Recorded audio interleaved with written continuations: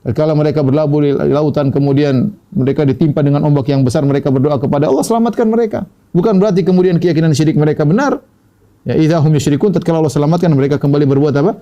Kesyirikan. Ya, sebagaimana Allah memberi kesehatan kepada orang-orang kafir, ya. Karena itu berkaitan dengan rububiyah Allah. Allah sebagai Tuhan, Allah memberi makan kepada mereka, beri kehidupan kepada mereka. Namun bukan berarti seorang kafir sehat, kemudian kokoh, jago loncat, mungkin ada gempa dia bisa kabur, kemudian dikatakan dia benar. Ya, jadi maksud saya selamatnya seseorang dari suatu musibah bukan berarti dia benar, ya. Seperti ada kejadian di sebagian lokasi, ya, terjadi kebakaran. Kemudian mengatakan nih gara-gara ada foto Kiai Fulan maka toko ini tidak terbakar, ya. Ternyata banyak toko-toko lain ada fotonya juga kebakar, ya. Maka jangan jadikan bahwasanya tidak terbakarnya toko ini gara-gara ada foto si Fulan, ya. Akhirnya syirik dengan bertabarruk dengan foto kiai mereka. Jadi karena sebagian orang terpedaya dengan seperti ini, kemudian Islam berarti dia benar. Ya, kita bilang enggak. Allah selamatkan dia, ada kebenaran mungkin, ada kesalahan, tidak ada yang maksum. Ya, apakah seorang terselamatkan dari musibah kemudian menjadi maksum? Jawabannya tentu tidak. Semua ditimbang dengan Al-Qur'an dan Sunnah. Kemudian di antara argumentasi yang keliru adalah mencampurkan kebenaran dengan kebatilan agar laris. Ya, ini yang sering dilakukan oleh sebagian orang. Contoh, ya, berdakwah dengan musik, ya. Berdakwah dengan musik, ya. Ya. Tentunya orang jadi senang, ya.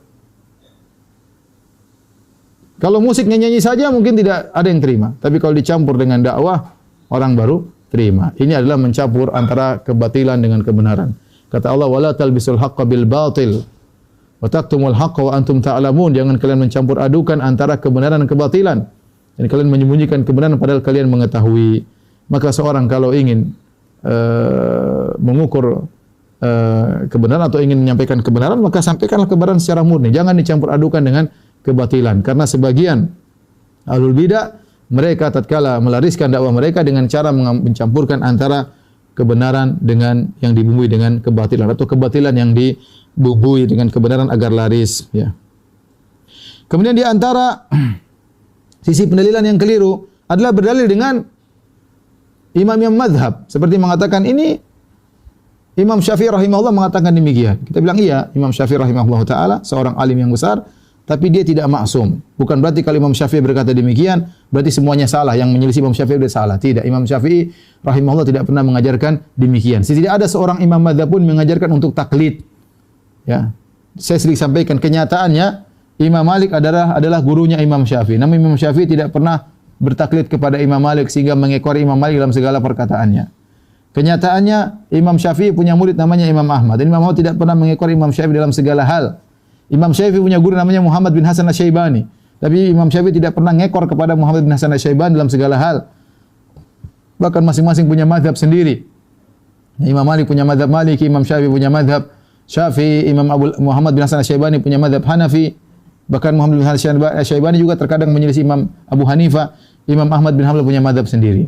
Oleh karenanya kita bilang para ulama, imam mazhab adalah para ulama yang Allah pilih mereka dengan sebab mereka maka tersebarlah ilmu Islam, ya, dengan madrasah yang mereka bina akhirnya Islam sampai kepada kita. Kita sangat berterima kasih kepada mereka. Dengan jasa mereka Islam dijaga, Allah menjaga Islam dengan sebab mereka, tetapi tidak ada yang maksum di antara mereka. Ya, karena kalau kita ngeyel-ngeyelan, ya, debat, ini perkataan Imam Syafi'i, nanti ada yang mazhab Maliki mengatakan ini perkataan Imam Malik. Ya, Imam Syafi'i muridnya Imam Malik. Kan guru lebih pintar daripada murid. Akhirnya jadi debat-debat kusir. Nanti yang mendapat Syafi'i mengatakan betapa banyak murid lebih pandai daripada gurunya. Debat kusir, tidak benar. Kita mengatakan kalau ini perkataan Imam Malik, Imam Syafi'i, berarti pendapat yang agung. Tinggal kita diskusi. Bukan berarti kalau perkataan ini perkataan Imam Mazhab berarti harus benar. Ya. Kita tidak pernah diajar untuk taklid, dan mereka para ulama Imam Mazhab juga tidak pernah mengajarkan untuk taklid kepada mereka, karena yang wajib ditaklidi cuma Nabi Muhammad sallallahu alaihi wasallam. Kemudian di antara argumentasi